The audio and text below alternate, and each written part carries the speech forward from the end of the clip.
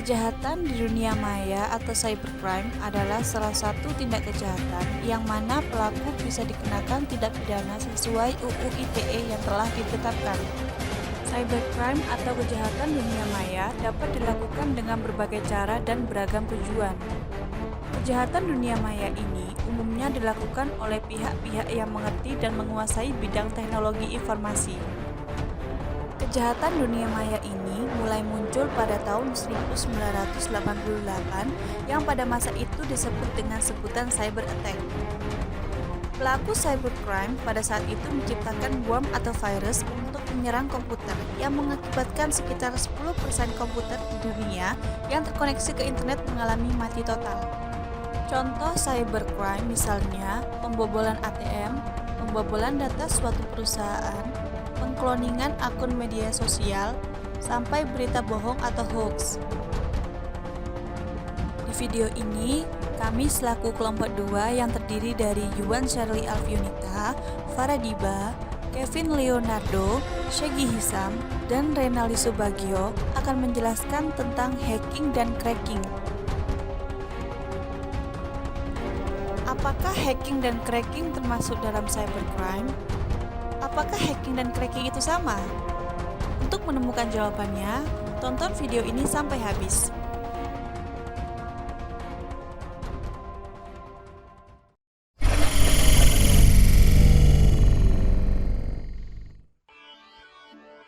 Secara umum, pengertian cybercrime adalah segala jenis kejahatan yang dilakukan dengan menggunakan teknologi komputer, jaringan internet, dan juga perangkat digital lainnya.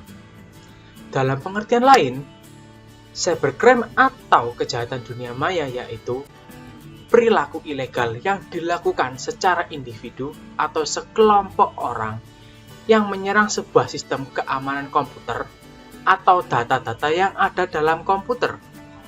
Nah, kejahatan cybercrime sendiri dilakukan dengan beragam motif, mulai dari kepuasan diri atau hanya sekedar keisengan sampai kejahatan yang merugikan secara ekonomi ataupun politik.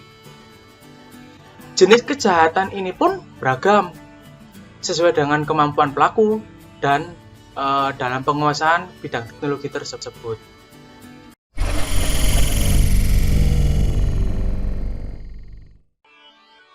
Seiring berkembangnya teknologi, semakin banyak pula jenis-jenis kejahatan yang terjadi. Namun secara umum, jenis-jenis kejahatan di dunia maya dibagi menjadi beberapa tindakan.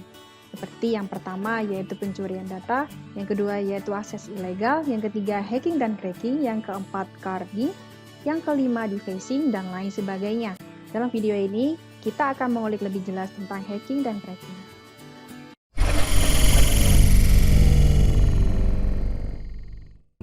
Hacking dan cracking adalah aktivitas menerobos atau mencari celah keamanan suatu sistem secara tindakan. Hacking dan cracker bisa disebut dengan si kembar yang mempunyai karakter dan kepribadian yang berbeda.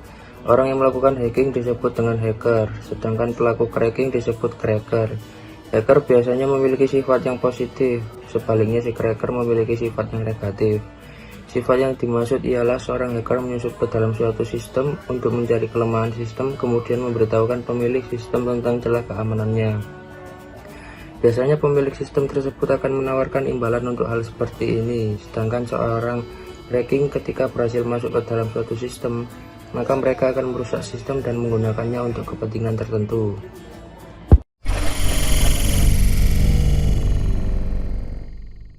Hacking adalah kegiatan mempelajari, menganalisis, memodifikasi, menerobos masuk ke dalam komputer dengan jaringan komputer. Kegiatan hacking dilakukan untuk mengetahui secara mendalam mengenai kerja suatu sistem komputer atau jaringan komputer. Istilah hacking atau hacker sering disalahartikan mengenai hal-hal yang merusak seperti hack Facebook, hack email, hack jaringan, dan lain-lain. Tetapi yang sebenarnya, hacking adalah sebuah ilmu keamanan jaringan komputer.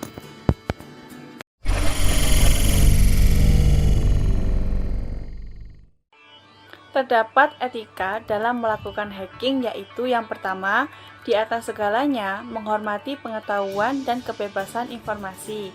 Yang kedua, memberitahukan sistem administrator akan adanya pelanggaran keamanan atau lubang di keamanan yang dilihat.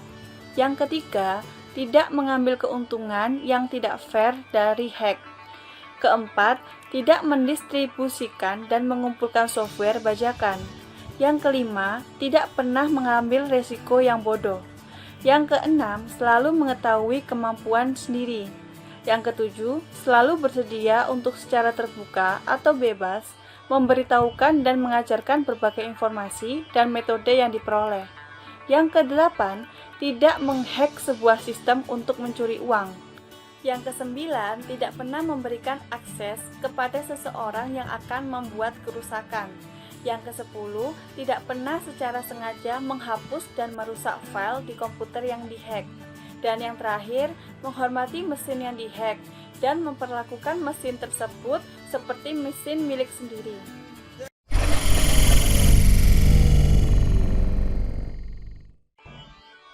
Seorang pelaku hacking biasanya memiliki sifat sebagai berikut. Yang pertama yaitu mempunyai kemampuan menganalisa kelemahan suatu sistem atau situs. Sebagai contohnya yaitu seperti jika seorang hacker mencoba menguji suatu situs, dipastikan isi situs tersebut tak akan berantakan dan mengganggu yang lain. Biasanya juga hacker melaporkan kejadian ini untuk diperbaiki menjadi sempurna.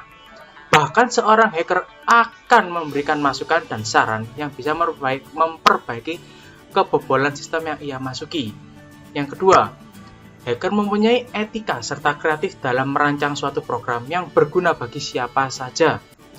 Yang ketiga, seorang hacker tidak pelit membagi ilmunya pada orang-orang yang serius atas nama ilmu pengetahuan dan kebaikan.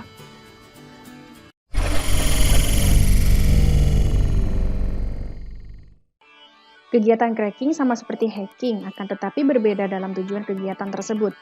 Pelaku cracking atau cracker lebih bersifat destruktif, biasanya di jaringan komputer membypass password atau lisensi program komputer, yang dilakukan secara sengaja untuk melawan keamanan komputer, mendefense atau menambah halaman muka web milik orang lain, dan bahkan menghapus data orang lain, serta mencuri data dari sistem.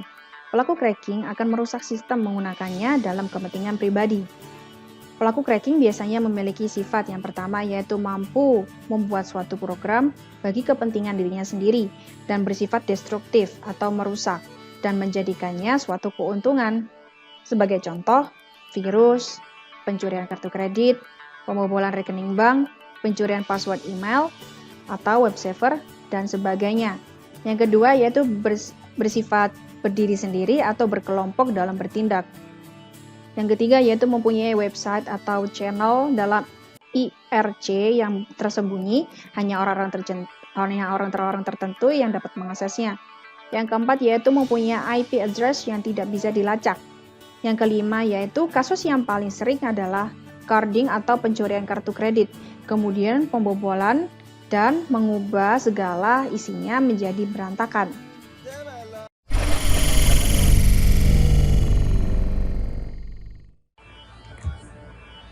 Contoh kasus hacking, data diduga bocor di retas hacker, pakar IT sayangkan sistem keamanan Pertamina, data PT Pertamina EP dikabarkan diretas dan bocor oleh hacker.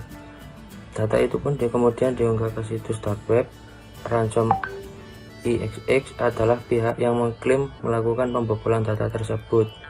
Informasi diduga adanya peretasan dan PT Pertamina EP pertama kali diunggah akun Twitter data tracer @tracer_int pada Selasa 23 Maret 2021. Menurut pakar IT Universitas Pakuan Andi Kairunas, tim IT Pertamina tidak memiliki security system yang memadai. Pelaku hacking ingin menguji kelayakan perangkat lunak dan keras yang diretasnya. Selain Pertamina, ada 26 korban yang datanya dicuri oleh para hacker tersebut. 26 korban itu merupakan perusahaan-perusahaan di sektor yang sama seperti PT Pertamina EP.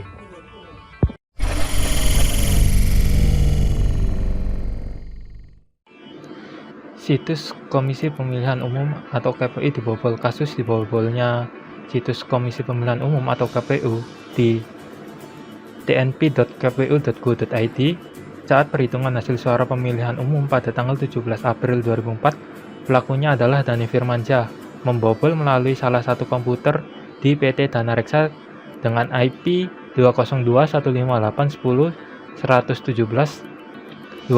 Dhani Firmansyah berhasil membobol sistem KPU saat itu dan berhasil mendevas halaman situs dengan mengganti nama-nama partai menjadi Partai Kolor Ijo, Partai Cucak Rawat, dan lain sebagainya. Kasus itu kemudian ditangani Polda Metro Jaya. Dhani Firmansyah dikenakan pasal 22, pasal 38, pasal 50 UU nomor 36 tahun 1999 tentang telekomunikasi dan pasal 406 KUHP. Ancaman hukumannya penjara selama-lamanya 6 tahun dan denda sebesar-besarnya 600 juta rupiah.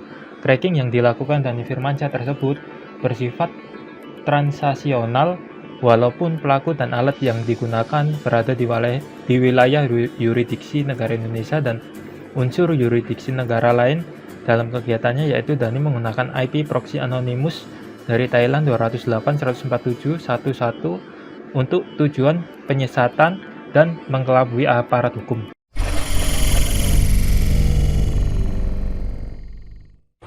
Dapat diambil kesimpulan bahwa hacking dan cracking memiliki kegiatan yang sama, akan tetapi memiliki tujuan kegiatan yang berbeda. Hacker adalah orang yang mengetahui apa yang dilakukannya, menyadari seluruh akibat dari apa yang dilakukannya, dan bertanggung jawab atas apa yang dilakukannya. Sementara cracker adalah orang yang tahu apa yang dikerjakannya, akan tetapi seringkali tidak menyadari akibat dari perbuatan tersebut, dan ia tidak mau bertanggung jawab atas apa yang telah diketahui dan dilakukannya itu.